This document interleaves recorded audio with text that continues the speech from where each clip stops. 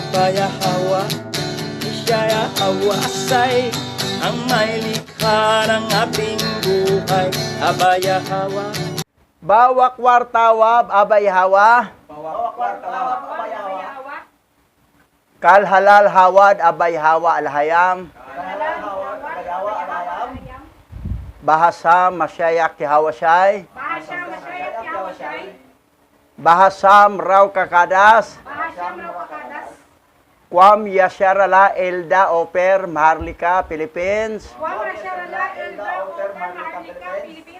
tawada abay hawa, Yaman. Okay, diretso tayo agad. So, nandito na tayo sa chapter 15 and 16. Will be our study sa aklat ni Jasher. Okay, tuloy tayo. Basa. Ang aklat ni Jasher, Kabanata 15, verse 1 to 47. At sa taong iyon, ay nagkaroon ng matinding tagutom sa buong lupain ng Kanaan. At ang mga naninirahan sa lupain ay hindi maaaring manatili dahil sa tagutom, sapagkat ito ay napakalubha. At bumangon si Abram at ang lahat na nauukol sa kaniya, at lumusong sa Ehipto dahil sa tagutom. At nang sila'y nasa batis ng Mitzrayim, ay nanatili sila roon ng ilang panahon upang magpahinga mula sa pagod sa daan. At si Abram at si Sarai ay naglalakad sa hangganan ng batis ng Mitzrayim. At nakita ni Abram ang kanyang asawang si Sarai na siya ay napakaganda. At sinabi ni Abram sa kanyang asawang si Sarai, "Yamang nilikha ka ni Alahayam na may napakagandang mukha. Natatakot ako sa mga Ehipsyo na baka ako ay patayin nila at dalhin ka, sapagkat ang mga Ehipsyo ay walang takot sa Alahayam." Napakaganda ni Sarai. Talo pa mga artista. Pero Semite nga lahi yan ha, hindi yan lahi ni Japet na mga European, Semite. Wala namang binanggit ang balat na puti siya. Yung mukha, napakaganda ang mukha talaga ni Sarai. Sarai pa ang pangalan. Sa sunod Sabat, Sara na at saka Abraham na ang pangalan. Ito Abraham pala at saka Sarai. Napakaganda. That's why, nakapag-isip tuloy si Abraham yung tinatawag na white lying. White lying. Kasi, papatayin siya eh. Pag makikita na, kunin natin to, patayin natin tong asawa niya. Para atin, no? So, yun ang kinabahan talaga ni Abraham pag nasa Egypt na. Kasi, ang mga Egyptian, walang takot sa Alahayam eh. Alam niya mga ugali doon eh. Okay, tuloy tayo. At ito ang ating gagawin. Nasabihin mo sa kanila na ikaw ay aking kapatid sa lahat ng magtatanong sa iyo, upang ako'y hindi saktan nila, at upang tayo mabuhay at hindi mamatay. At gayon din ang iniutos ni Abraham sa lahat ng sumama sa kanila sa Ehipto dahil sa tagutom. At ang kaniyang pamangkin na si Lot ay kaniyang iniutos na sinasabi, "Kung tatanungin ka ng mga Ehipsyo tungkol kay Sarai, ay sabihin mo na siya'y kapatid ni Abram." At gayon pa man sa lahat ng mga utos na ito, ay hindi nagtiwala si Abram sa kanila. Ngunit kinuha niya si Sarai at inilagay siya sa isang kaban, at itinago ito sa gitna ng kanilang mga sisidlan, sapagkat labis na nag-aalala si Abram kay Sarai dahil sa kasamaan ng mga Ehipsyo. Pero mo magtiis si Sarai doon sa loob ng kaban, sa kahon. Tiis na, kinulong siya doon dahil Mainit doon. tiniis lang talaga para di siya makita ng mga taga-Egypsyo, mga Egypsyo o sa mga tao. Kahit sinabihanan niya, si Sarai, na banggitin mo, magkapatid lang tayo. Doon sa mga kasama nila, sabihin mo, magkapatid lang tayo. Pati sa pamangkin niya, sabihin mo na magkapatid lang kami. Asa, kapatid yan ni Abram. Pero hindi pa rin nagtitiwala si Abram. Talagang pinasok pa niya sa kaban. Para sigurado. Oh, tuloy ang story. Oh. At si Abram at ang lahat na nauukol sa kaniya ay tumindig mula sa batis ng Mitzrayim at naparoon sa Ehipto. At sila'y hindi pa nakapasok sa mga pintuang bayan ng bayan nang ang mga bantay ay nagsitindig sa kanila na nagsasabi, magbigay kayo ng ikasampung bahagi sa hari mula sa inyong tinatangkilik at pagkatapos ay makapasok na kayo sa bayan. At si Abram at ang mga kasama niya ginawa ito.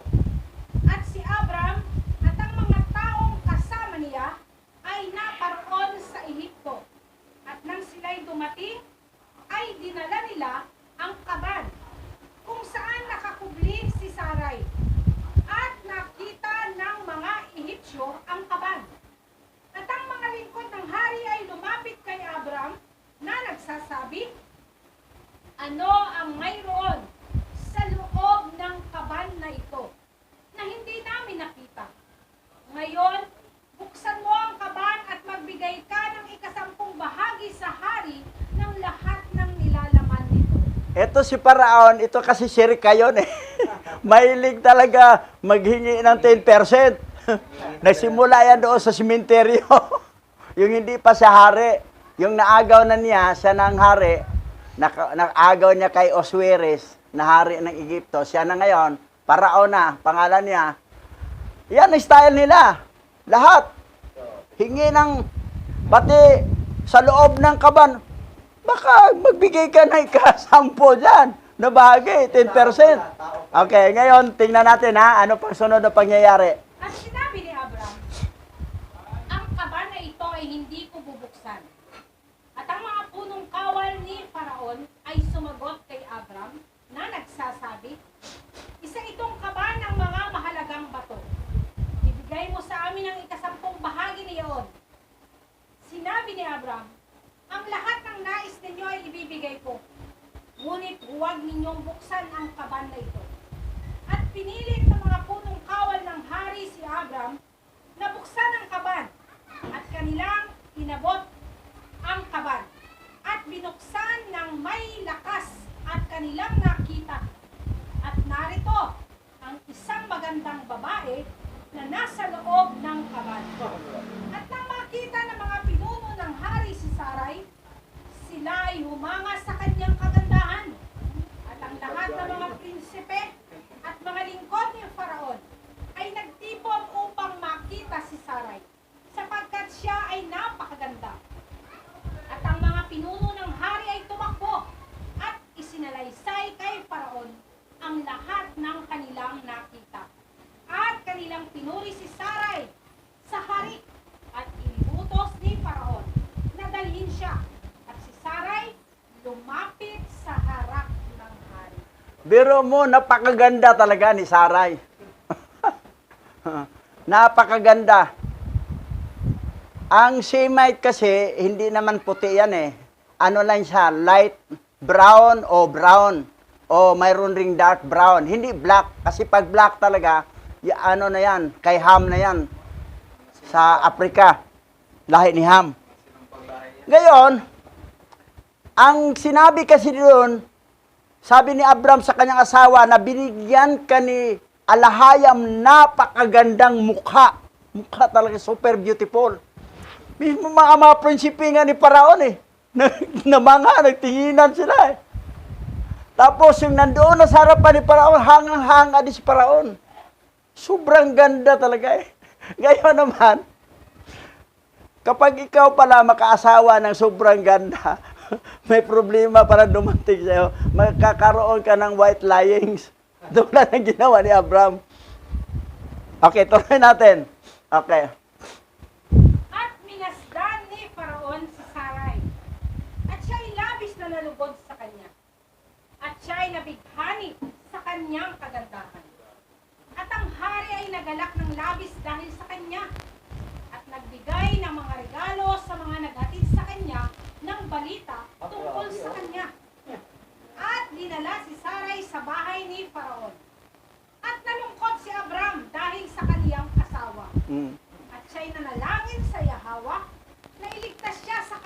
ni Faraon.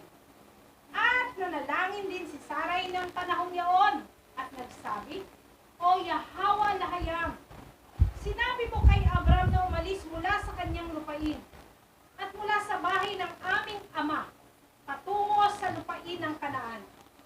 At nangako kang gagawa ng mabuti sa kanya kung gagawin niya ang iyong mga utos. Ngayon, Masdan, ginawa namin ang iyong kautusan at iniwan namin ang aming lupain at ang aming mga pamilya at pumunta kami sa ibang lupain sa mga tao na hindi kami kilala noon. So, taintin na lang itong dalawa. Pati si Abram, nalungkot, nanalangin. Si Sarai naman, nanalangin din. Pinaalaala ang mga promise ni Yahweh kay Abram na ganito. So, makita mo situation ha. Kaya umalis sila sa Kanaan, tagutom. Punta sila doon. Pero dito pala pagpalain. Dahil sa kagandahan.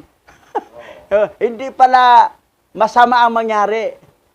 Blessing pala. Okay. Bakit? Ano nangyari? Tuloy. At kami ay pumunta sa lupain ito upang maiwasan ang tagutom. At ang masamang aksidenteng ito ay nangyari sa akin. Ngayon nga, O Yahwa Lahayam, iligtas mo kami at iligtas mo ako sa kamay nitong maniniil at gumawa ka ng mabuti sa akin, alang-alang sa iyong awa. At dininig ni Yahwa ang tinig ni Sarai. At ang Yahwa ay nagsugo ng isang anghel upang iligtas si Sarai sa kapangyarihan ni Faraon. At ang hari ay dumating at naupo sa harap ni Sarai. At narito, ang isang anghel ni Yahwa ay nakatayo sa ibabaw nila. At siya ay nagpakita kay Sarai. At sinabi sa kaniya, huwag kang matakot sapagkat dininig ni Yahwa ang iyong panalangin. At nilapitan ng hari si Sarai at sinabi sa kaniya, ano ang lalaking iyan sa iyo na nagdala sa iyo rito? At sinabi niya, siya ay aking kapatid. So, kita mo ha, sinagot ni Yahweh ang prayer ni Sarai. Pati prayer ni Abraham. Nagpadala ng anghel. At nagsalita ang anghel na, huwag kang mag-alala. Pinadala ako ni Yahweh, sinagot ang panalangin mo doon sa taas lang. At saka nakita ni Sarai, hindi naman nakita ni Paraon yun eh. Hindi nasa taas kanila eh. Ngayon, nagtanong si Paraon kung sino yung lalaking naghatid sa kanya. Eto ngayon, ito ng blessing. Tuloy. At sinabi ng hari, tungkulin natin na gawin siyang dakila. Itaas siya at gawin sa kanya ang lahat ng kabutihan. At iuutos ko na bigyan si Abram ng mga pilak at mga ginto at mga mahalagang bato, kasama ang mga tupa, kambing, baka, asno, kamilyo, mga aliping lalaki at mga alilang babae. At ang hari nag-utos na dalhin si Abram sa bahay ng hari at siya'y naupo sa looban ng bahay ng hari. At dinakila ng hari si Abram ng gabing iyon. At pagkatapos ay pinauwi si Abram sa kanyang tirahan, dala ang mga regalo ng hari. At sa gabing iyon, ang hari ay lumapit upang kausapin si Sarai. At kaniyang iniunat ang kaniyang kamay upang hipuin si Sarai. At si Faraon ay sinakta ng anghel ni Yahweh. At siya'y natakot at pinigilan niyang abutin si Sarai. At ang hari ay lumapit muli kay Sarai para hipuin, ay sinaktan siya muli ng anghel. At nagkaroon ng kakilakilabot na sakit ang hari at ang hari ay natakot. Ayan. Pero may blessing na si Abraham. Mga pilak, ginto, tapos mga tupa, kambing, kamilyo, asno. So, nandoon, blessing. Oh, nandoon ang blessing. Tapos mga alilang lalaki at saka alilang babae. Ngayon, walang magawa si Paraon. Kasi nandoon ang anghel eh. Sige. Ang matindi, para hindi talaga siya makapurma, binigyan ng kakilabot na sakit. Oo. Gusto na pala yung... Ayun puin niya eh. Sinaktan siya, tapos binigyan ng sakit. Ayun. Hindi, wala, hindi makapurma. Ayun, tuloy ang kwento. At sinaktan ng anghel ng gabing yun ang lahat ng mga lingkod ng hari at ang kaniyang buong sambahayan sa isang kakilakilabot na sakit at maraming namatay sa sakit at nagkaroon ng malaking panaghoy ng gabing yun sa gitna ng bayan ng bahay ni Faraon. At si Faraon, nang makita ang kasamaan na nangyari sa kaniya, ay nagsabi, tunay na dahil sa babaeng ito, ay nangyari sa akin ang bagay na ito. At siya'y lumayo sa kaniya at nagsalita sa kaniya ng mga nakalulugod na salita. At sinabi ng hari kay Sarai, isinasamo ko sa iyo na sabihin mo sa akin ang tungkol sa lalaking kasama mo rito. Sinabi ni Sarai, ang lalaking ito ay aking asawa. At sinabi ko sa iyo na kapatid ko siya. At ang totoo ay kapatid ko siya sa ama. At hindi ko sinabi na asawa ko siya. Sapagkat ako'y natakot na baka siya'y patayin mo. Oh, yan. At least sinabi ng totoo, no? Na hindi lang namin sinabi, na asawa ko yun, baka patayin mo. Oh, totoo naman magkapatid kami sa ama. Oh, hindi naman sabi na kapatid ko siya, hindi naman sinungaling. Totoo naman kapatid sa ama. Pero hindi lang binanggit na asawa niya. Pero dahil nakita na talagang pinalo talaga, sinapak, pinigyan ng sakit ng anghel, utos ni Yawa, ayun. At saka matinding panaghoy dahil maraming namatay sa sambayanan ni Faraon, pati ang kanyang mga lingkod. Pandemic, no? Pandemic ang nangyari. Pandemic talaga. Oh. So, tuloy. At ang hari ay lumayo kay Sarai. At ang mga salot ng anghel ni Yahweh ay tumigil sa kaniya at sa kanyang sambahayan. At nalaman ni Faraon na ang dahilan na siya ay sinaktan na nagkaroon sila ng kakilakilabot na sakit dahil kay Sarai. At ang hari ay lubhang na mangha dito. At kinamagahan ay pinatawag ng hari si Abram at sinabi sa kaniya, ano itong ginawa mo sa akin? Bakit sinabi mo na siya ay kapatid mo at dahil doon ay kinuha mo siya bilang aking asawa? At ang mabigat ay ang salot na nagkaroon kami ng kakilakilabot na sakit na dumating sa akin at sa aking sambahayan at marami ang namatay. Ngayon ngay narito ang iyong asawa. Kunin mo siya at umalis ka sa aming lupain. Baka kaming lahat ay mamatay dahil sa kaniya. At si Faraon ay nagputos na dagdagan ng mga regalo na ibibigay kay Abram ng mga baka, tupa, kambing, asno, kamelyo, at mga aliping lalaki at mga alilang babae, at mga pilak at mga ginto, at kaniyang ibinalik sa kanya si Sarai na kanyang asawa. Oh, yung maman si Abraham, oh.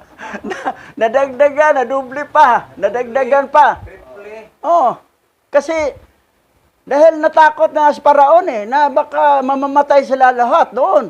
So, para naman mapawi ang galit, yan, sige, ito na, bibigyan pa kita ng regalo, dagdag. Alam, higit talagang nalalaman ni Abayawa kung saan Oo. kuha ng kayamanan si Abraham. Kasi sa Kanaan wala nasa ito lang. Oh. So, yan, dumami ang nila. Di ba, doble? Sa Egypt pala nga, andun ang yaman, kaya papuntahin mo na kita doon.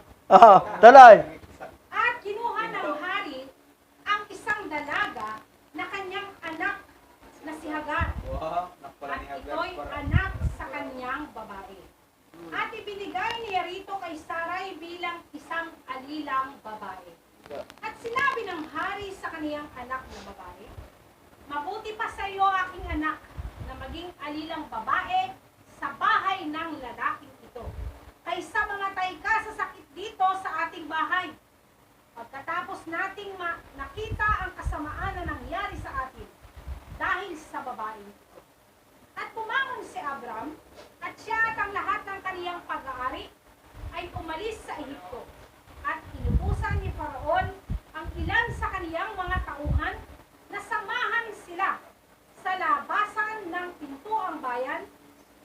sinamahan sila. At bumalik si Abram sa lupain ng Kanaan, sa lugar kung saan niya ginawa ang dambana, kung saan niya itinayo noong una ang kaniyang tulda.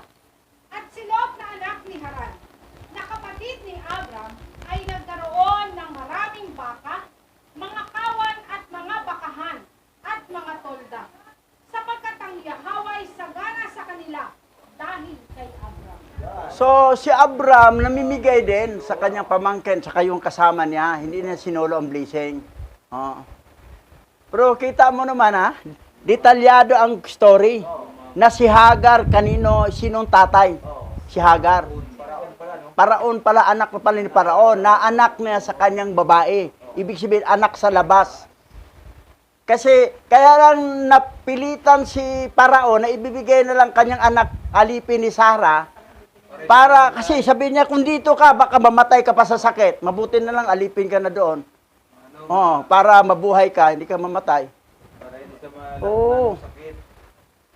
So, ang lahi ni Ismael ay lahi ni Haring Paraon.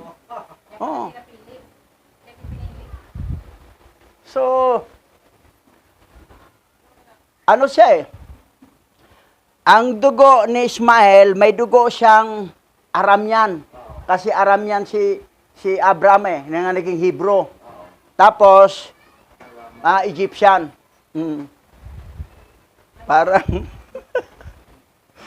si Asenat, asawa ni Joseph. Si Asenat eh. Oh. Anak din ni ano yun? Anak ni Potiphar. Potiphar. Oh, na prinsipe ni ano? Oh, Ni ni Paraon. Oh, yun ang Paraon. Oo. So, ngayon ang lahi natin. Medyo may dugong Egyptian at saka Hebrew Israelite. So, yun ang nangyari, oh. Okay, tuloy. At nang si Abram ay naninirahan sa lupain, ang mga pastol ni Lot ay nakipagtalo sa mga pastol ni Abram, sapagkat ang kanilang pag-aari ay napakalaki para sa kanila na manatili na magkakasama sa lupain. At ang lupain ay hindi makayanan dahil sa napakarami ang kanilang mga baka, tupa, kambing, asno at kamelyo. At nang ang mga pastol ni Abram ay pumaroon upang pakainin ang kanilang mga kawan, ay hindi sila pinapupunta sa mga bukid ng mga tao ng lupain. Ngunit ang mga kawan ng mga pastol ni Lot ay pumunta sa mga bukid, sapagkat sila ay pinahintulutang magpakain ng kanilang mga kawan doon sa mga bukid ng mga tao ng lupain. At nakita ng mga pastol ni Abram ang pangyayaring ito araw-araw. At sila'y naparoon kay Abram at sinumbong sa kanya. Grabe. Biro mo ha, sa dami ng tupa nila, kambing, asno, baka, kamilyo. So, sa buong Kanaan na lugar, parang hindi na makayanan sa mga sapel, sa bulubundukin. Eh, pero ang mga tao roon, ng mga Canaanites, pinahintulutan ang pastor ni Lot. Pero kay Abram, hindi. Oh. Eh, bakit? Kasi ang asawa ni Lot, Canaanites. Kadugo nila eh. Na ito, Kananita itong asawa ni Lot eh. Si dito pakainin natin. Pero kay Abram, talagang dayuhan talaga yan. Ay, hindi. Ang dapat kasi dito, si Lot, sabihin na, hindi, uncle ko yan eh. Pwede na rin yung anuhin. Kaya ito si Lot, wala lang, nagsarili eh. Oh, ang sarili lang niya ang kanyang giintindi. Hindi niya giintindi ang tungkol sa kanyang tiyuhin. Wala nga utang na loob. Oh, walang utang na loob nga eh. Doon pa, biro na pala yan doon. Oh. Oh, tuloy. At sinabi ni Abram kay Lot, ano itong ginagawa mo sa akin? Na ginagawa mo akong kasuklam-suklam sa mga nananahan sa lupain ito. Na iyong inutusan ng iyong pastol na pakainin ang iyong mga kawan sa parang ng ibang mga tao, at ang aking mga pastol ay hindi pinayagan. Hindi mo ba nalalaman na tayo ay dayuhan sa lupain ito, sa gitna ng mga anak ni Kanaan? At bakit mo ito gagawin sa akin? At araw-araw ay nakipag-away ang mga pastol ni Abram sa mga pastol ni Lot. Dahil dito, ang mga naninirahan sa lupain ay dumating at sinabi nila kay Abram. At sinabi ni Abram kay Lot, hanggang kailan ka magiging katitisuran sa akin, kasama ng mga nananahan sa lupain. Ngayon ay pinamamanhi ko sa iyo na huwag nang magkaroon ng pagtatalo sa pagitan natin, sapagkat tayo ay kamag-kamag-anak. Yan. So, pero mo pinabaruan talaga lagi si Lot. Kasi ang asawa kasi niya, Canaanites. So, anong nangyari? Siyempre, nag-react din si Abram. Paano? Di tayo dapat magtalo, di ka mag-anak lang tayo. Pero ito ang purpose para magkahiwalay na sila. Ito. Tuloy. Ngunit isinasamo ko sa iyo na humiwalay ka sa akin. Lumaon ka at bumili ka ng isang dako na gusto mong matitirhan, kasama ng iyong mga kawan at ng lahat ng iyong pag-aari. Ngunit ilagay mo ang iyong sarili sa akin, ikaw at ang iyong sambayan. At huwag kang matakot sa paglayo mo sa akin. At nang nasabi ni Abram ang lahat ng mga salitang ito kay Lot, ay humangon si Lot at itiningin ang kanyang mga mata sa dako ng kapatagan ng Jordan. At nakita niya na ang buong lugar na ito ay may katubigan at mabuti para sa tao. Pati na rin ang pagbibigay ng pastulan para sa kanyang mga kawan. At si Lot ay umalis mula kay Abram patungo sa lugar na iyon. At doon niya itinayo ang kanyang tulda at siya ay nanirahan sa Sodoma at sila ay hiwalay sa isa't isa. At si Abram ay tumira sa kapatagan ng Mamre na tinatawag niyang Hebron dahil sa wika nilang Hebreo. At kaniyang itinayo ang kanyang tulda roon. At si Abram ay nanatili sa dakong iyon ng maraming taon. So, sa Mamre na yan, na tumira si Abram, ay tinawag niyang Hebron. Bakit pinangalanan ni Abram na Hebron? Dahil sa wika nilang Hebreo. Ang wika nila Hebreo. Therefore, ito, Hebron na lugar. So, Hebreo. mapansin mo, si Lot, nasa Sodoma na nakatira. Si Abram nakatira sa Mamre na tinatawag na ngayon na Hebron. Ngayon, talakayin natin ang wikang Hebreo. Kasi dito maraming nalilito dito eh. Ito, linawin natin to. Ayaw tanggapin yan eh. May mga remnant Hebrew Israelite. Isa ka rin ni Sabadya Alaka. Sabad-sabad talaga. Sabi niya, eto, Pinisya naman yan. Wala, mag-aral ka ng gusto ha, Sabad. Pinisian, Paleo, Proto, Script, or Ancient Hebrew. Ito lang tinutukoy mo. Hindi mo na itinutukoy ito ng Paleo, na Ancient Hebrew yan. Bakit? Ilabang tribo ang nandito sa Pilipinas? Bisaya, Waray, Ilonggo, Tagalog, Ilocano. Pero ang alphabet, isa lang. Bicolano. Isa lang alphabet. Subano. Walang pagkakaiba. Ang abakada na alphabet ng Tagalog alphabet, nga nanggaling yan sa alphabet ng baybayin. Pag sabihin na, Pinisian yan, ibig sabihin, hindi na yan Paleo Hebrew, Ancient Hebrew. Kisulat nga yan eh, huwag mong putulin to. Pinisian. Ang Pinisian, ito yung isang tribo sa Canaanites. Taga-Kanaan yung taong Pinisian, tribo yan. Ang kanilang panulat, ganito. Paleo Hebrew, Proto-script, Ancient Hebrew, ganito rin ang pagbasa, abagada hawa, sa katayaka lamana, sa ay pata, sa kwarasata. Ngayon, Yung proto kasi ito yon eh. Early Ancient Hebrew alphabet, ang pagbasa ganun din, Abagada Hawa. Pero ang mga pagkasulat, ito yung proto-script na alphabet ng Egyptian.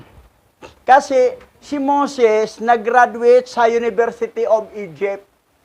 Therefore, ito yung unang early ancient Hebrew na sulat ni Moses. Pero hindi ito ang nasulat sa aklat ni Moses na Pentateuch. Palyo ito. Middle Ancient Paleo Hebrew Aramaic alphabet. Itong alpabito na ito na Phoenician, Gabaray, Aramaic, Paleo ay isa lang ang mga alpabito nila. Aramaic alphabet, Paleo Hebrew. Gitawag na sa middle kasi merong early na sinulat ni Moses dahil nga nag-graduate nga siya sa University of Egypt dahil inampon siya sa anak ng prinsesa ni Paraon. Yung ay, mata talaga. Oh. Ay talaga eh. Oh, ang ay mata rin, no? Yung pa, So, ngayon, tingnan mo yung pangatlo. Lit, Sin. Ancient Hebrew, Modern Aramaic Alphabet. Ayan na. Ito ay modern alphabet na to ng Aramaic. Una-unang modern. At Late Ancient Hebrew, ito yung pinakalas. Yung mga Aramian at itong litis na Ancient Hebrew, ito na ang pagguhit. Iba na sa Paleo Hebrew. Iba na sa Aramaic na Ancient Aramaic. Kundi modern Aramaic na. Pero ang pagbasa, ganun pa rin, walang pagbabago. Abagada hawa sa kataya kalamana sa ay pa tasak warasata. Ito na rin pagkasulat sa New Testament. Ito na. Gayon,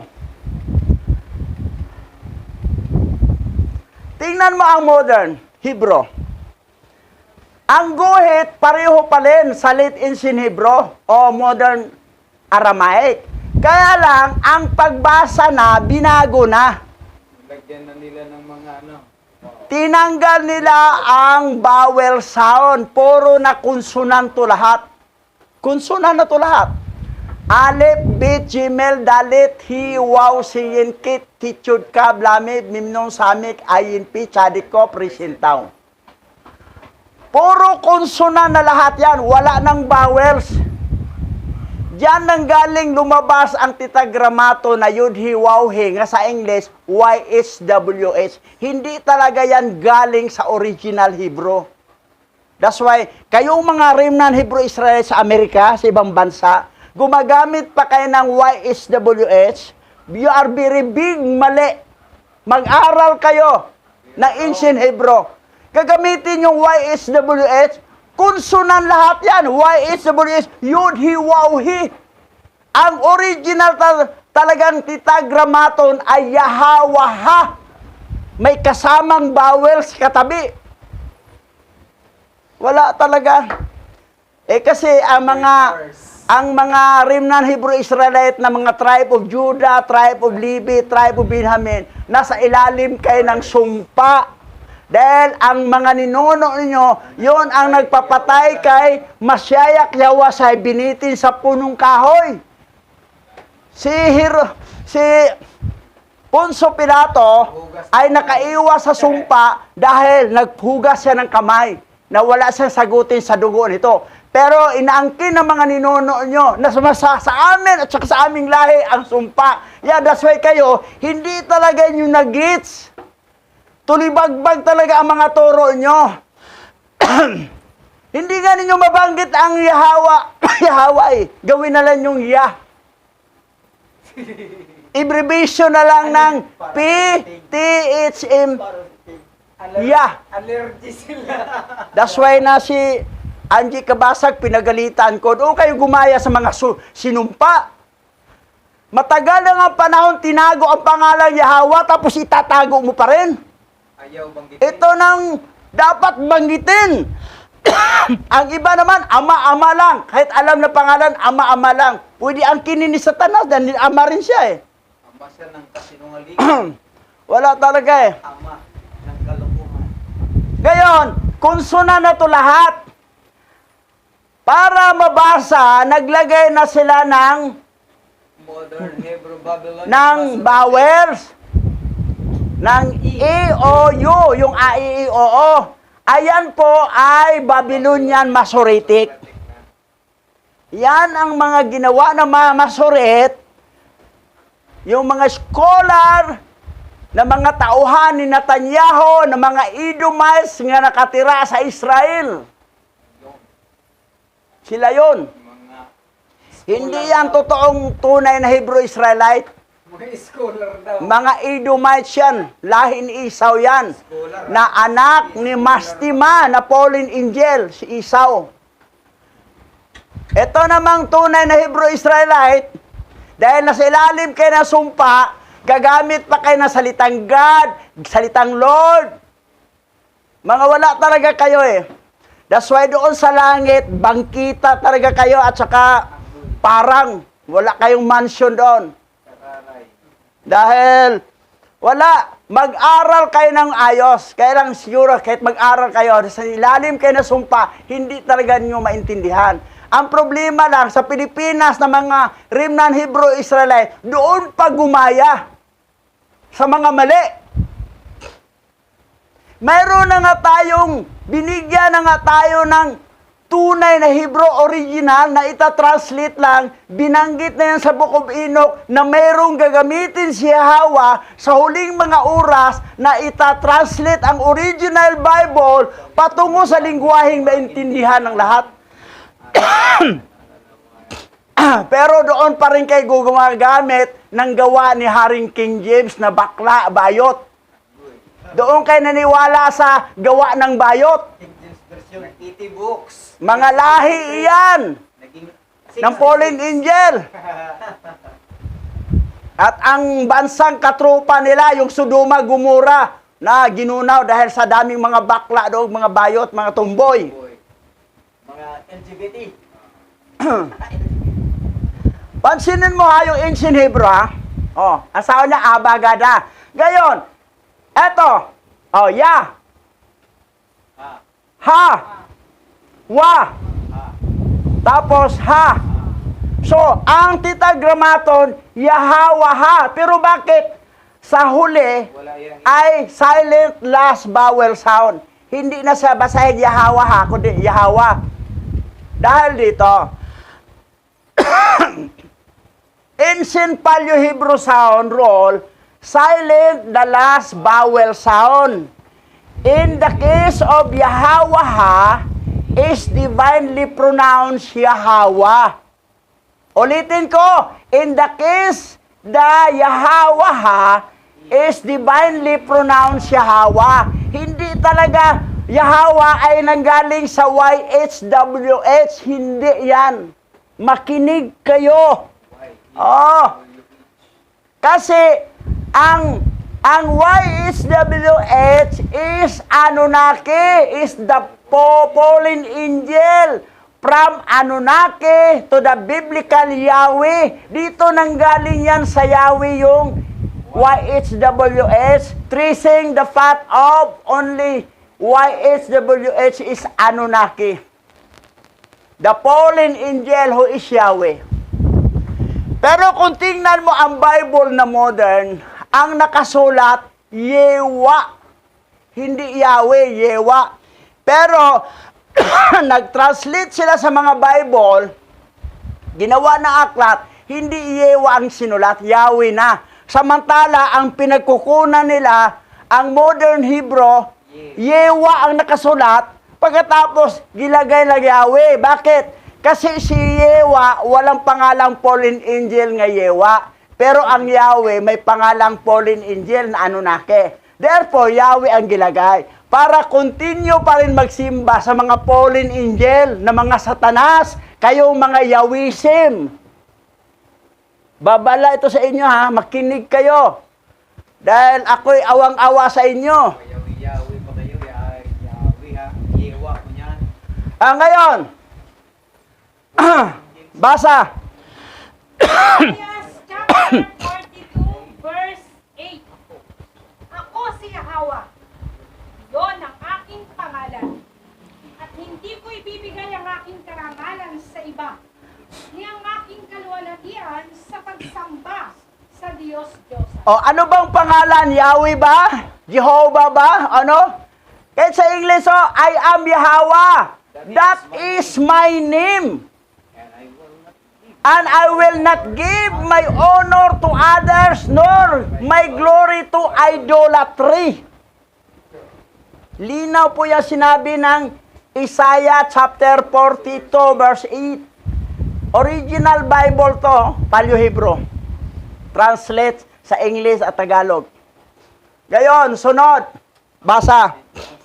Ang aklat ni Jeremiah, Kabanata 16, verse 1 to 36. Nang panahon yun ay nagsugo si Chedorlaomer na hari ng Ilam sa lahat ng kalapit na hari.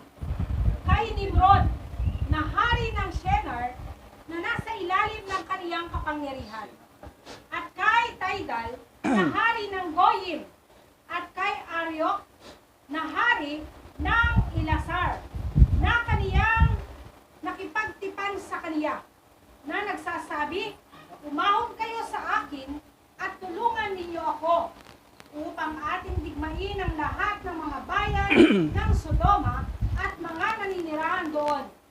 Sapagkat sila ay naghimagsik laban sa akin nitong 13 taon. At ang 4 na haring ito ay umahon kasama ng lahat nilang kampamento na may 800,000 lalaki at sila'y umahon na gaya ng dati. At sinakta ng bawat lalaki na kanilang nasumpungan sa kanilang daan.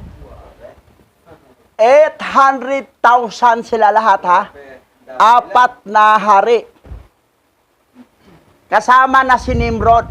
Si Nimrod, under na siya ni Chedorlaomer na hari ng Ilam. Na dati, prinsipe lang niya to. Ngayon, na-under na si Nimrod kasi natalo si Nimrod. Siguro hindi niya sinuot. Wala na yung ano niya. Hindi sinuot niya ang gamit siguro. Nandoon lang damit pero hindi na sinuot siguro. Nakuha naman ni Esau yun pagdating natin sa ano ron.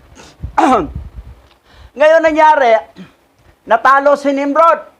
Pati itong ibang mga ito si Ariok, si Goyim. Tidal. Under na sila ni Chedorlaomer na hari ng Ilam. Ngayon, ito si Chedorlaomer tumawag kasi digmain la Sodoma, Gomora, itong 5 hakarian. 4 lang sila, kalaban nila 5. Total sila lahat nagira 9. Ngayon, tingnan natin ano pang mangyayari. Basa.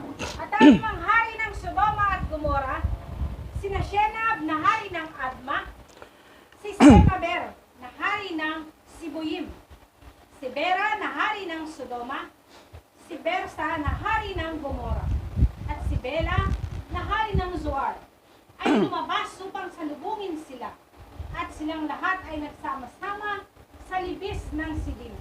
At ang 9 na haring ito ay nakipagdigma sa libis ng Sidim. At ang mga hari ng Sodoma at Gomora ay sinaktan sa harap ng mga hari ng Ilam. At ang libis ng Sidim ay puno ng mga hukay ng apog at hinabol ng mga hari ng Ilam, ang mga hari ng Sodoma at ang mga hari ng Gomora. Kasama ang kanilang mga kampo ay nagsitakas at nahulog sa mga hukay ng apog. At ang lahat na nalabi ay pumunta sa bundok para sa kaligtasan. At ang 5 hari ng Ilam ay sumunod sa kanila at hinabol sila hanggang sa mga pintuan ng Sodoma at kinuha nila ang lahat ng nandoon sa Sodoma. So, ang Sodoma Gomora na 5 hari ay natalo sila kay Chedorlaomer sa 4 na hari kasama si Nimrod, si Goyim, Nahari ng Guyim, lahat. Natalo nila ang Sodoma Gomora ng 5 kaharian, natalo sila sa 4. At nabihag pa si Lot dito. Kasi natalo ang Sodoma Gomora sa 5 kaharian to pati Suar. Tuloy. At kanilang sinamsam ang lahat ng mga lungsod ng Sodoma at Gomora. At kanilang kinuha rin si Lot na anak ng kapatid ni Abram at ang kaniyang mga ari-arian. At kanilang sinamsam ang lahat ng mga pag-aari ng mga lungsod ng Sodoma. At sila'y umalis. At si Unik ang alipin ni Abram na nasa labanan. Nakita ito at isinaysay kay Abram ang lahat ng ginawa ng mga hari sa mga lungsod ng Sodoma. At si Lot ay dinalang bihag nila. At narinig ito ni Abram. At siya ay tumindig kasama ng mga 300 at 18 lalaki na kasama niya. At siya sa gabing iyon ay hinabol ang mga haring ito at sinaktan nila. At silang lahat ay bumagsak sa harap ni Abram at sa kanyang mga tauhan. At walang natira, kundi ang 4 na hari na tumakas. At sila yumaon, bawat isa sa kaniyang sariling daan. Si Abram, grupo niya, 318 lang sila. Ang kalaban nila ay 800,000. Kulang-kulang maging 200,000 na maging 1,000,000. Pero mo, kalaban nila, hindi naman talaga yun na silang lahat ang lumalaban doon Tinulungan sila ng mga anghel Kasama na si Alayang. Kaya, Panalo sila. nanalo sila Abram. Ngayon, tuloy. At nabawi ni Abram ang lahat ng pag-aari ng Sodoma. At nabawi niya si Lot at ang kaniyang mga ari-arian. At ang kaniyang asawa at mga bata at ang lahat ng pag-aari niya. Na 4 na anupat si Lot ay nagkulang ng anuman. At nang siya ay bumalik mula sa pananakit sa mga haring ito, siya at ang kanyang mga tauhan ay dumaan sa libis ng Sidim, kung saan magkasamang nakipagdigma ang mga hari. At si Bera na hari ng Sodoma at ang nalabis sa kaniyang mga lalaki na kasama niya ay lumabas sa mga hukay na apog na doon sila nangahulog upang salubungin si Abram at ang kaniyang mga kasamang mga lalaki.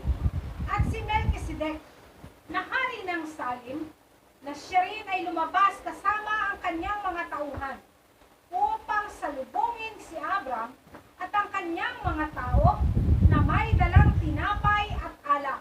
At siya ay nanatili ng magkakasama sa lambak ng Melik. So, nailigtas ni Abram si Lot. Pero kita mo yung uncle may awa pa rin sa pamangkin niya. Samantala yung pamangkin niya, ginawa siyang, gisopangan siya doon. Oo.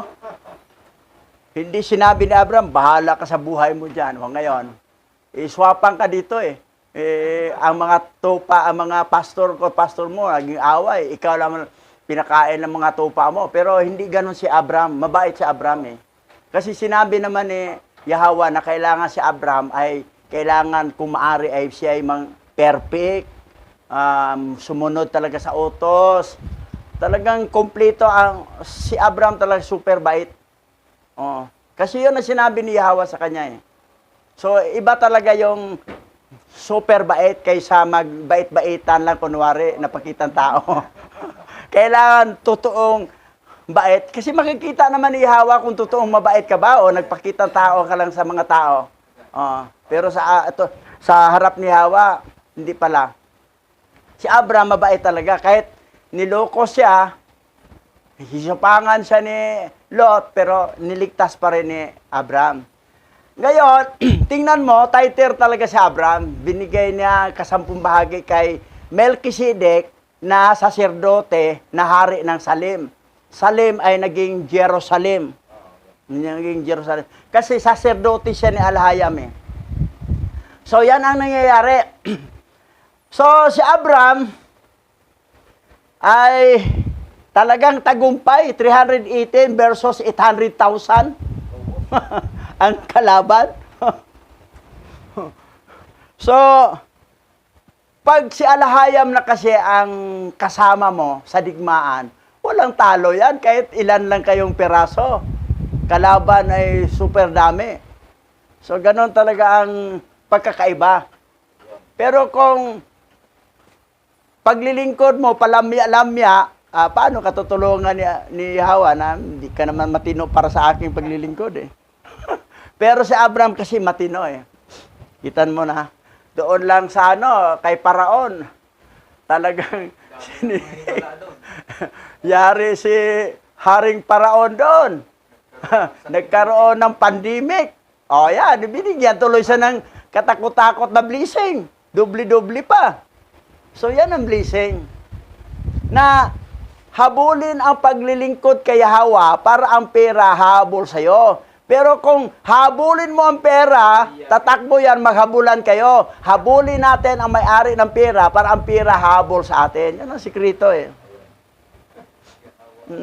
Kaya lang iba hindi kapag lingkod kasi naghabol sa pera eh. Sayang kasi dito. Doon, habulin mo ang paglilingkod sa Yahwa. Kaya ang Yahwa na mag-bless sa'yo. Yun lang ang sikrito. Basa. At binasbasan ni Melchizedek si Abram. At binigyan siya ni Abram ng 10 bahagi ng lahat ng kaniyang dinala mula sa nasamsam ng kaniyang mga kaaway. Sapagkat si Melchizedek ay isang saserdote sa harap ni Alahayam. At ang lahat ng hari ng Sodoma at Gomora ay nandoon, kasama ang kanilang mga tagapag-lingkod. Ay lumapit kay Abram at nagmakaawa sa kanya na ibalik sa kanilang mga alipin na kanyang binihag at kunin ang kanyang sarili ang lahat ng ari-arian. At sumagot si Abram sa mga hari ng Sodoma na nagsasabi, buhay ang Yahwa na lumikha ng langit at lupa at tumubo sa aking kaluluwa sa lahat ng kapigatian at nagligtas sa akin sa araw na ito sa aking mga kaaway at ibinigay sila sa aking kamay. Hindi ko kunin ang anumang pag-aari mo upang hindi ka magyabang bukas. Na sinasabi, yumaman si Abram sa ating mga ari-arian na kaniyang iniligtas. Pero mo siyempre, nanalo si Abram, nabawi ang lahat ng mga alipin, pati yung nasamsam. Nandoon na kay Abram lahat. Eh, ang sabi naman ng hari ng Sodoma, ng Gomora, Sodoma, ibalik mo lang sa amin yung alipin. Kahit yung mga nasamsam mo, sa'yo na yan. Basta ito lang, mga alipin mo, na maalipin ng mga tauhan namin, ibalik mo lang. Sabi ni Abram, hindi. Kahit paano, wala kong kukunin dyan. Kahit pa isang, Binanggit ni Abram, ito, tuloy. Sapagkat ang Yahwa na aking alahayam na aking pinagkakatiwalaan ay nagsabi sa akin, hindi ka magkukulang ng anuman. Sapagkat ikaw ay aking pagpapalain sa lahat ng mga gawa ng iyong mga kamay. At ngayon sa makatuwid masdan, naritong lahat ng pag-aari ninyo. Kunin ninyo ito at humayo kayo. Buhay ang Yahwa. Wala akong kukunin mula sa inyo ng anumang ari-arian na aking nasamsam sa labanan, kahit isang panyapak o sinulid, maliban sa gastos sa pagkain ng mga sumama sa akin sa pakikipagdigma. Sila lang ang tatanggap ng mga bahagi ng mga sumama sa akin. Si Anar, si Askol, at si Mamre. Sila at ang kasama kong mga lalaki, pati na rin yung mga naiwan upang bantayan ang mga dala-dala nila. At kanilang kukunin ang kanilang bahagi na aming nasamsam. So yung mga kasama lang niya, pwede tatanggap ng mga na blessing ng nasamsam. Kahit isang panyapak o sinulit, maliban sa gastos sa pagkain ng mga sumama sa akin sa pakikipagdigma. Siyempre, nabawasan lang para sa pagkain. Pero kahit panyapak o sinolid, wala siyang kukunin. Pero ang mga kasama niya, sila si Anar, si Askol, si Mamre, yung pangalan sa lugar na tirahan, si Mamre. na naging Hebron, sila makasama niyang lalaki, sila ang tatanggap. Tatanggap sila. Pero sa kanya, wala siyang tatanggapin. Yan. Ngayon, tuloy. At binigyan ng mga hari ng Sodoma ang mga kasamahan ni Abram ayon sa lahat ng kanilang napili. At pinilit nila si Abram na kunin ang alinmang nagustuhan sa mga nasamsam. Ngunit ayaw ni Abram. At pinaalis niya ang mga hari ng Sodoma at ang nalalabis sa kanilang mga tauhan. At tinutusan niya sila tungkol kay Lot at sila ay pumunta sa kani-kanilang mga lugar. At si Lot na anak ng kanyang kapatid ay pinaalis din niya kasama ang kanyang mga ari-arian. At siya ay sumama sa kanila. At si Lot ay bumalik sa kanyang tahanan sa Sodoma, at si Abram at ang kanyang mga tao ay bumalik sa kanilang tahanan sa mga kapatagan ng Mamre na nasa Hebron. Yan. So, solve problema. So, nabalik ang ari-arian ni Lot. Ang bait ng tiyuin niya.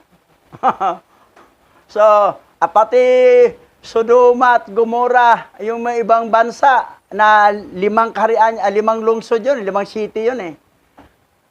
Na natalo sila sa kay Chedorlaomer sa 4. Pero natalo naman ni Abram na 318 lang versus 800,000 ng lalaki. So, dahil kay Yahweh, yan ang nangyari. That's why nagpasalamat talaga si Abram na nagpasalamat ako na kay Yahweh na kanyang pinagkatiwalaan na niligtas siya sa araw na ito, sa digmaan, sa labanan. Hindi niya angkin na dahil sa power niya, kundi power talaga sa itaas ang nakatulong kung bakit siya nanalo. At least, nakabalik ang hari, si Bersa. Nakabalik. Inahulog yun sila sa hukay ng apog. Nakabalik. Yan, naligtas. Takbo ulit, talo sila ni Nimrod. Mati yung mga kasama niya, talo sila. Yung prophecy naman talaga doon. Kabado naman talaga si Nimrod kay Abram eh. Dahil yun ang sinabi doon sa mga pantas eh. Na ito yung matinding kalaban mo. Yun. Ngayon tuloy. Nang panahong iyon ay muling nagpakita ang Yahweh kay Abram sa Hebron. At sinabi niya sa kaniya, huwag kang matakot. Ang iyong gantimpala ay totoong malaki sa harap ko. Sapagkat hindi kita iiwan hanggang sa ikaw ay aking paramihin. At ikaw ay pagpapalain at ang iyong binhi ay parang mga bituin sa langit na hindi masusukat o mabibilang. At ibibigay ko sa iyong mga binhi ang lahat ng lupaing ito na nakikita ng iyong mga mata. Sa kanila ay ibibigay ko sila bilang mana magpakailanman. Magpakatatag ka lamang at huwag matakot. Lumakad sa harapan ko at maging sakdal. At sa 78 taon ng buhay ni Abram, sa taong yun ay namatay si Reo na anak ni Peleg. At ang lahat ng mga araw ni Reo ay 239 na taon at siya'y namatay. So ito talaga laging bili ni Yahweh kay Abram eh. Sabi niya, magpakatatag ka lamang at huwag matakot.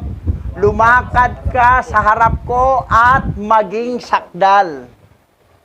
Yun talaga ang laging palaala ni Yahweh kay Abram. Ngayon, gayahin man natin si Abram. Maging sakdal din tayo sa harapan ni Yahweh. Magpakatatag na huwag matakot. Takot ako kasi baka pag hindi ko magtrabaho, walang pera, pahala ng simba-simba. Di naman yun. Ayan. So natakot ang maliit na mama. Katwiran niya dati, lola niya. Ngayon, wala nang lola. Pagkain ang wala. Si Hawa talaga, pag makita niya ang katapatan mo, ang katatagan mo, pagpalain ka talaga niya. Kasi tama yung tinawag mo sa kanya Yahweh. Pero kaya lang, duwag kabado nga So, dapat matutunan natin ang karakter ni Abraham kung paano siya katatag maglingkod kay Yahweh. Ngayon, tuloy tayo. Huwag mo talagang underestimate At si Sarai na anak sa asawa ni Haran, na asawa ni Abram, ay baog pa noong mga araw na iyon. Hindi siya nagkaanak kay Abram. At nang makita niyang hindi siya manganganak, ay kinuha niya ang kanyang alilang babae na si Hagar, na ibinigay sa kaniya na anak ni Haring Faraon. At ibinigay niya si Hagar kay Abram na maging asawa. Sapagkat natutunan ni Hagar ang lahat ng paraan ni Sarai, gaya ng itinuro ni Sarai sa kanya. Hindi siya nagkukulang sa anumang paraan sa pagsunod sa kanyang mabubuting paraan. At sinabi ni Sarai kay Abram, narito ang aking alilang babae na si Hagar. Maroon ka sa kaniya upang iyong maging asawa at maipanganak niya para sa akin sa pamamagitan niya. At sa katapusan ng 10 taon ng paninirahan ni Abram sa lupain ng Kanaan, na siyang 85 taon ng buhay ni Abram, ibinigay ni Sarai si Hagar sa kanya bilang asawa. Pero tingnan mo ha, banggitin mo ito. At si Sarai na anak sa asawa ni Haran. Si Sarai, anak siya sa asawa ni Haran. Ito si Haran kasi namatay ito eh. Nasunog. Nabalo yung asawa ni Haran. Yung biyanan niya, tinira. Kasi ang pangalan tira eh. Aba, nagkaanak sila. Super ganda pa namang anak nila. Si Sarai, na anak ni Tira, at asawa ni Haran. Walang binanggit na pangalan. So, super ganda si Sarah. Napighan ni si Haring Paraon. At nag-release na maraming blessing. Dahil doon. At yun, natakot siya, nag-release pa ulit ng maraming blessing. Yung ba, matuloy ng gusto si Abram. Pag uwi niya sa Kanaan, dala-dala na ang dami. Pati si mga kasamahan niya, pati si Lot, nagkaroon pa ng maraming tupa, kambing, baka, kamilyo. Hindi naman madamot si Abram eh. Pinagbibigyan rin niya ang mga kasamahan niya. So yan. Ngayon, dahil baog ito si Sarai, binigay na lang ni Sarai si Hagar na additional wife ni Abraham. Si Abraham naman, okay rin, walang tanggi. Bata yan siya, no? Medyo bata pa yan si Hagar eh. Anak na Haring Paraon yan eh. Detalyado dito, di ba? Ang kwento. Ayan. Pero ilang taon ha? 85 taon. Sa buhay ni Abram. 85. Ibinigay si Hagar. Tuloy. Basa. At dininig ni Abram ang tinig ni Sarai na kaniyang asawa. At kaniyang kinuha ang kaniyang alilang babae na si Hagar. At naparoon si Abram sa kaniya. At siya'y naglili. At nang makita ni Hagar na siya'y naglili, siya'y nagalak na mainam. At ang kaniyang amo na si Sarai ay minamak niya sa kaniyang sarili. At kaniyang sinabi sa kaniyang sarili, malamang na ako ay higit na mabuti sa harap ni Alayang kaysa aking amo. Sa lahat ng mga araw ng aking among babae ay kasama ng aking among lalaki, hindi siya naglihi, kundi ako ang naglihi. At ang Yahawa ay nagdulot sa napakaikling panahon upang ako ay mabuntis. At nang makita ni Sarai na si Hagar ay naglihi kay Abram, si Sarai ay nainggit sa kaniyang alilang babae. At sinabi ni Sarai sa kaniyang sarili, tunay na ito'y walang iba, kundi siya ay dapat na mas mabuti kaysa sa akin. Mahirap pala itong dalawang asawa, mag-away talaga, no? Mag-away talaga. Kasi mainggit naman, inggit ni isa eh. So, wag na lang talaga, isa na lang talaga, wag na magdagdag. Kasi hindi maganda. Mag-away, sakit sa ulo, sakit problema yun eh. Mag-away yung dalawa eh. Ayan, yan ang nangyari di ba? Tuloy. At sinabi ni Sarai kay Abram, ang aking kamalian ay sumaiyo, sapagkat sa panahon na ikaw ay nananalangin sa harap ni Yahweh, bakit hindi ka nanalangin para sa akin, na ako'y bigyan ng anak ni Yahweh ng binhi mula sa iyo? At pagka ako'y nagsasalita kay Hagar sa iyong harapan, hinahamak niya ang aking mga salita, sapagkat siya'y naglihi at hindi mo sasabihin sa kaniya manuman. Nawa ang Yahweh ang humatol sa akin at sa iyo dahil sa iyong ginawa sa akin. At sinabi ni Abram kay Sarah, narito, ang iyong alilang babae ay nasa iyong kamay. Gawin mo sa kanya ang inaakala mong mabuti sa iyong paningin. At pinahirapan ni Sarai si Hagar at tumakas mula sa kanya hanggang sa ilang. Oh, yeah. Baktay na. Nilumpitan na ni Sarah, amo siya Kasi hinahamak, di ka nabuntis, ako nabuntis. Nagyabang na kasi ito sa Hagar. Tapos, sinisipan niya si Abram, sinisipan ni Sarai, na yung manalangin ka, bakit hindi ka humingi na mabigyan ako ng anak? Na para magkaroon tayo ng binhi sa atin. Sinisipan niyang, parang inaway pa niya si Abram Away na silang dalawa. Inaway ni Sarai si Abram. Nagsabi pa niya na naanawa, si Yahweh na ang bumatol sa atin at sa iyo dahil sa iyong ginawa sa akin. Parang Siya nag-volunteer. Siya nagbigay. siya naman nag-volunteer Pinutusan ako sa Pagkatapos na nabuntis, nagreklamo pala siya nag-offer Okay lang kung si Abram ang nag-offer na naghingi na, sige, gawin ko asawa to para Hindi, siya na mismo Tapos siya pa ang hinanakit kay Abram May ugali dito si Sarah na inggitira At saka may something to siya. Pero super ganda niya. Ingitira tapos Oo. manumbat pa. Ngayon, manunumbat. Sumbatira. Sumbatira to Ngayon, tumakas si Hagar sa ilang. Ngayon, ano mangyari? Basa. At nasumpungan siya ng isang anghel ni Yahweh sa lugar kung saan siya tumakas, sa tabi ng isang balon. At sinabi niya sa kaniya, huwag kang matakot, sapagkat aking pararamihin ang iyong binhi. Sapagkat ikaw ay manganganak ng isang lalaki, at iyong tatawagin ang kaniyang pangalan na Ismael. Ngayon bumalik ka kay Sarai na iyong amo, at pasakop ka sa kaniya sa lahat ng mga oras. Ang dakong yaon ay tinawag ni Hagar, si Yahweh, na ikaw si Allah, ang nakakakita. Ito ay nasa pagitan ng Hades at ng ilang ng Beri. At si Hagar ng panahong yaon ay bumalik sa bahay ng kaniyang amo.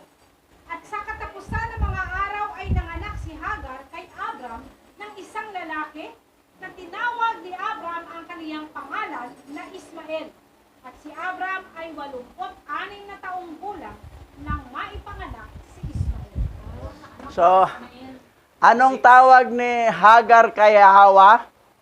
Allah ang Si Allah nga nakakakita. Si Allah ang Ikaw si Allah nga nakakita. Akala ni sa kaya pala. Yun pala. Okay. Ay, lumabas sa Allah. Ang dakong yaon ay tinawag ni Hagar si Yahweh. Si Yahweh, tinawag ni Hagar si Yahweh na ikaw si Allah ang nakakakita. Allah. Si Yahweh pala yon. Ang tawag, parang synonyms, another name ni Yahweh ay si Allah nga nakakakita. Nakakakita. Siyempre, yun ang bunganga na mabanggit lagi ni Hagar, narinig ni Ismael. Si Ismael, Allah na rin. Kaya Kasi another name ni Hawa yun Allah Allah. Salamat sa Ngayon, titingnan natin sa original Bible. Kung mayroon bang ganyan pagkasulat, basa. Genesis chapter 16 verse 6. Narito ang iyong lingkod na nasa iyong kamay. Gawin mo sa ang gusto mong gawin. At pinahirapan ni Sarai si Agar sa lahat ng gawain, kaya siya ay tumakas. Oh, yan. The same ha. Original Bible to, Genesis chapter 16, verse 6. Genesis chapter 16 verse 7. Sinalubog siya ng anghel ni Yahweh sa tabi ng isang bukal sa disyerto, malapit sa daan patungong Sur. Yan. Tuloy, another. Genesis chapter 16 verse 8. Hagar, alipin ni Sarai, saan ka nang galing at saan ka pupunta? Nagtanong ang anghel. Tumakas ako sa aking amo, sagot ni Hagar. Yan, oh. Parehong story, oh. Tuloy. Genesis chapter 16 verse 9. Sinabi ng anghel ni Yahweh, bumalik ka sa iyong amo at magpakumbaba ka sa ilalim ng kanyang mga kamay. Yan. Pasakop naman siya, hindi siya magyabang. Tuloy. Genesis chapter 16 verse 10. Ang anghel ni Yahweh ay nagsabi, pararamihin ko ang iyong mga supling upang hindi ito mabilang dahil sa bilang. Yan. Genesis chapter 16 verse 11. Malapit ka ng mga anak at tatawagin mo siyang Ismael dahil dininig ni Yahweh ang iyong reklamo. Yan. Tuloy. Genesis chapter 16 verse 12. Ngunit ang iyong anak ay magiging mailap, tulad ng isang asno. Maraming mga kaaway ng lahat, ay hindi makikipag-ugnay sa mga kamag-anak. Ito ha. That's why ang lahi talaga ni Ismael, marami siyang kaaway talaga. Kasi ang binanggit ng pangalan, ang synonym sa ni Yahweh, si Allah na nakakita, si Allah. So biro mo, maraming mga kaaway ng lahat at hindi makipag-ugnayan sa mga kamag-anak. Kamag-anak niya ang mga Hebrew Israelite, pero hindi makipag-ugnay. Bakit nagkaroon ng maraming kaaway? Dahil sa aklat nilang Quran, na ang teaching ay patayan, terrorism. Yan ang ano. Pero tama ang pangalan tinawag, Allah. Pero ang doctrine doon ay patayan talaga, terrorism.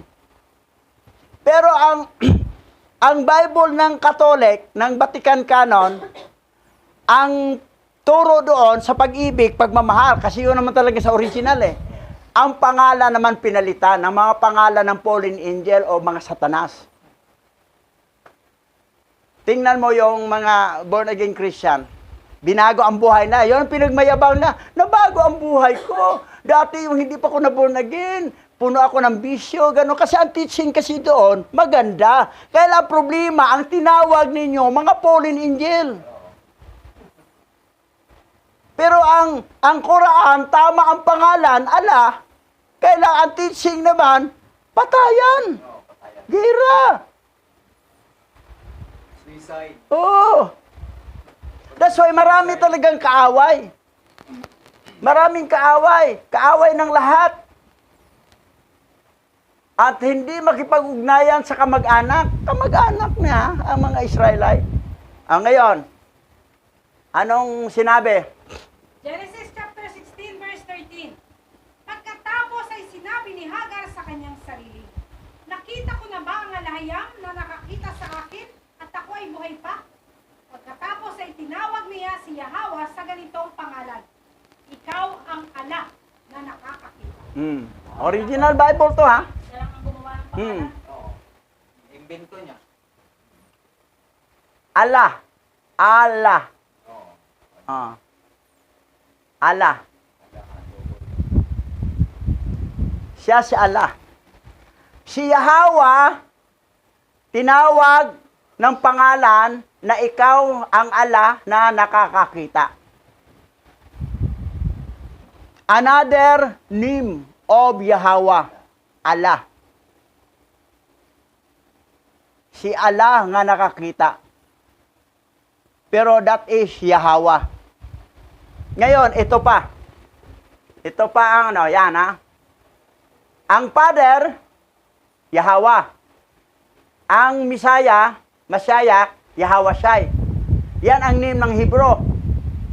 Ngayon, basa. Matthew 1. At nanganak siya ng isang lalaki at tinawag ang kanyang pangalan na Yahweh dahil nililigtas niya ang kanyang bayan mula sa kanilang mga kasalanan. Nagkatawang tao si Hawa at siya si Yahweh Shai. May additional na Shai. Ibig sabihin ng Shai, Savior, tagapagligtas. Yan ang nalagay sa original Bible. Pero sa Bible na ginawa ng Vatican, Jesus ang gilagay. Yung Jesus ay hayop, Baboy. botiki. Tingnan mo yung mga simbahan ng mga born again Christian. Tingnan mo yung karakter. Pag gano'n ng pastor, receive anointing in Jesus' name. Psh! Ang mga tao, parang kabayo ang gano'n. Tapos pag matumba naman, pag gano'n, pato, tumba. Oh, parang baboy, tumba agad. Ang iba naman, nakahiga na, gumaganon na. Parang isda, at saka butiki na gumaganon. Hayop talaga.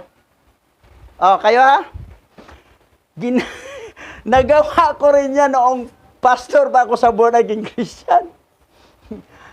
Nagkrusada kami doon sa bandang Luzon, sa Tugigaraw. Mga almost 1,000 member, sama-sama mga born again Christian. Kami taga Manila. Siyempre, sikat ang taga Manila eh. Ako ang nag-altar call. Sabi ko, tanggapin ba ninyo ang anointing from our Lord Jesus Christ? Sabi na, receive anointing. Tumbahan lahat. Parang mga baboy na, hayop talaga, tumba. Tapos iba, gano'n. Kabayo, nagsindak-sindak ano. Tapos iba naman natumba na, gumaganon pa, kinaghiga na, gumaganon. Parang butike, at saka isda nga, nasa, sa walang tubig, liksi-liksi. Tingnan mo, ano ang karakter ng Jesus na hayop? Ganon rin ang karakter ng mga believers. Hayop din. Galing ako dyan, ha? Kabisado ko yan, dahil matagal ako panahon, 1989, nagpastor na ako ng born again Christian, 1989. Ngayon nga, nakaplagan ko ang tunay na pangalan at mayroon tayong original Bible, gi-compare sa Bible ng gawa ng Vatican Canon Law at original Bible, magkaiba ang pangalan, magkaiba ang teaching. Pero ang pamumuhay bilang katinuan, walang problema, pareho. Katinuan. Yung mga born again Christian, tumino din sila. Yan ang dahilan na, hindi ko maiwanan kasi nabago ako dito eh. Kasi ang teaching kasi okay, yung katinuan. Yung kabanalan okay. Pero ang tanong kasi yung tinatawag ninyo ay fallen angel yan na mga satanas. Lord Baal. Yan. Panginoon si Lupercos. Ngayon, Yung God si Gadri. tingnan natin ha. Ito si nagkatawang tao si Yahweh Shai. Tingnan natin ano na pangalan. Basa. Matthew chapter 1 verse 20. At ang lahat ng ito ay nangyayari upang matupad ang sinabi ni Yahweh sa pamagitan ng propeta na sabihin. Original nabanggit ang pangalang Yahweh. At ang lahat ng ito ay nangyayari upang matupad ang sinabi ni Yahweh sa pamagitan ng propeta na sabihin. Yahweh, ito, Yahweh. And all this is happening to fulfill what Yahweh, yan, Yahweh, What Yahweh said through the prophet to say. Nabanggit ang Yahweh kahit sa New Testament sa Matthew chapter 1 verse 22. Ngayon, anong kasunod na banggit? Basa. Matthew chapter 1 verse 23. Tingnan mo, ang isang birhen ay maglilimi at manganganak ng isang lalaki. At tatawagin niya itong Manaw Ala. Ito ay nangangahulugan na ang alayam ay kasama natin. Nabalik naman ang salitang ala. tingnan mo ang isang berhin. Si Maria, si Miriam, sa ano yan, sa Hebro, ay maglilihi at manganak na isang lalaki at tatawagin niya itong ay manaw ala. Ito ang nangahulugan na ang alahayam ay kasama natin. Dahil yung batang pinanganak si Yahawashai, siya si ay manaw ala, na ibig sabihin kasama natin si alahayam dito sa lupa. Ibig sabihin, ito si Yahawashai, alahayam siya. Pero ang iba ay natanggap, hindi yun alahayam si Yahawashai. Ang alahayam si ano lang, si Yahawa lang. Mayroon rin katribo, itong ninong kong, ang alahayam daw, si Yahawa lang daw, si Yahawashai hindi alahayam. Wala kayong pagkaiba sa incomplete. Ano incomplete? INC. Incomplete. Ibig sabihin, hindi kompleto. Kulang. So, yan. Ay manaw ala. Nangangahulugan na ang alahayam ay kasama natin. Tapos, ginawa nila ang ay manaw ala na Emmanuel. Sa original Bible, hindi Emmanuel ang nakasulat. Ay manaw ala. Pero ginawa lang Emmanuel na pinangalanan ni Emmanuel Pacquiao.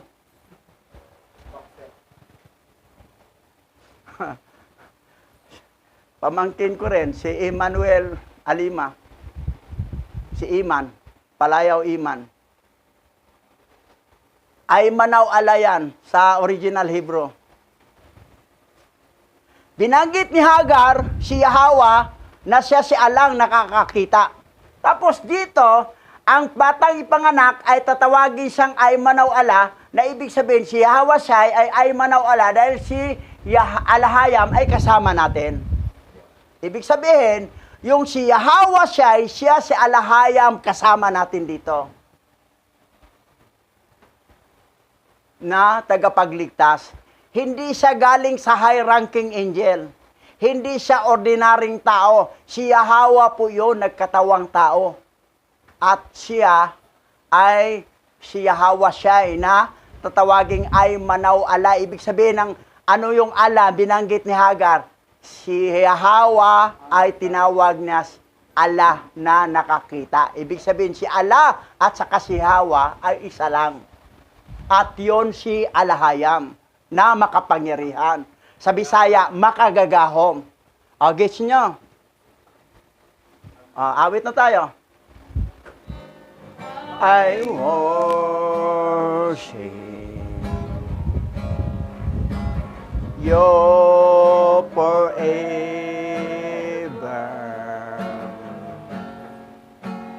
Yahweh I stand. Tumayo. Yahweh I stand eh. And the glory of your name. I cry holy. I cry holy. You are holy. Yahweh I stand. In the glory of your name. Your love is more than life. Your love is more than life. Your love is more than day. Oh, Yahweh is so wonderful. You're my everything. One more time, I worship. I worship you forever.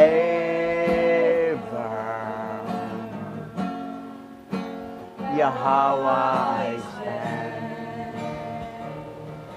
In the glory of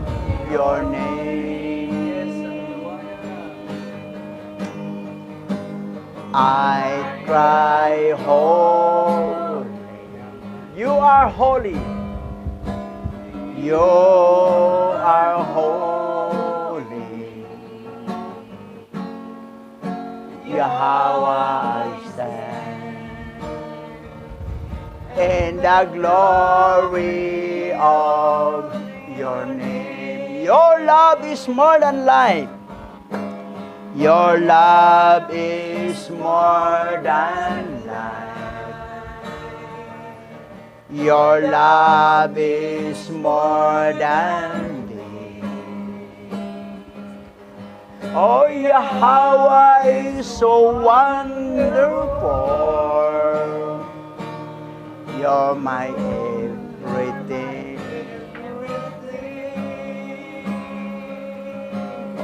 Oh, Yahweh. Oh, Yahweh is so wonderful. You're my everything. For the last time, oh, Yahweh is so wonderful. Oh, Yahweh is so wonderful. You're my everything. Yes, hallelujah.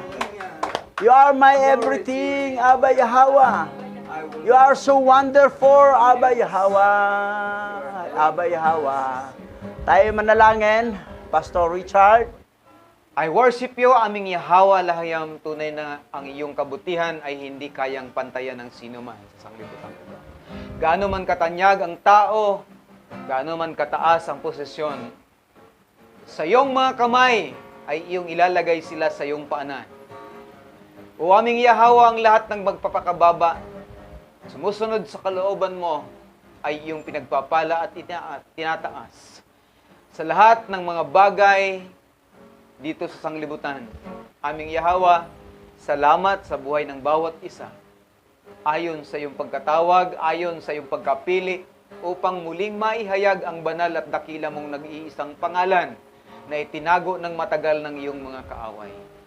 Aming Yahweh, sa panahon na ito, katulad ng iyong kalooban, ay aming ninihiling na yung aming mga mahal sa buhay, mga kaibigan, kamag-anak, kapatid sa laman, mga kapitbahay, kumpare at mga malalapit sa amin, kung sila man ay mga lahi ng Israel na yung hinirang sa buhay ni Abraham at ni Jacob, hinihiling po namin buksan ninyo ang pangunawa ng kanilang kalooban. Makita nila ang liwanag at diwa ng pagkahayag ng iyong banal na pangalan. Sino man sa kanila na under ng curse dahil sa idolatry, kahabagan mo po sila, aming Yahweh. Sa mga labi nila na nagsasabi na kami ay sa mga diablo naglilingkod, inyong kahabagan ng inyong awa ang kanilang kaluluwa at maranasan nila ang kaligtasang mula sa iyo sa pamamagitan ni Mashiach Yahawashi na aming tinanggap.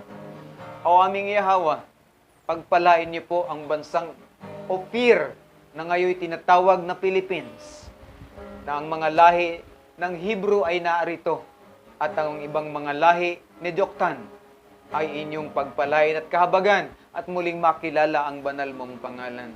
O aming Yahweh, ang nagligaw ng mga doktrina, mga pastor at manggagawa ng Babylonia, inyong gapusin sila sa pangalan ni Mashiach Yahawashi at mga banal na raw kakadas na sinasabi nilang nasa kanila.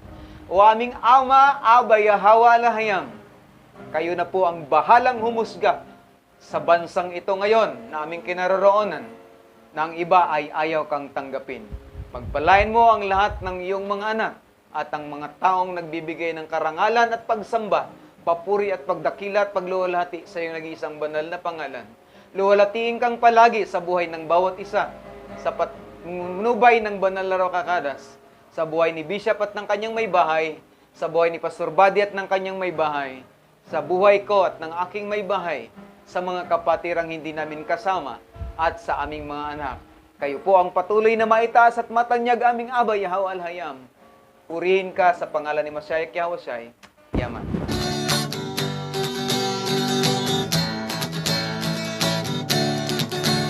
Abaya Hawa, Ishaya Hawasay, ang may likha ng ating buhay. Abaya Hawa,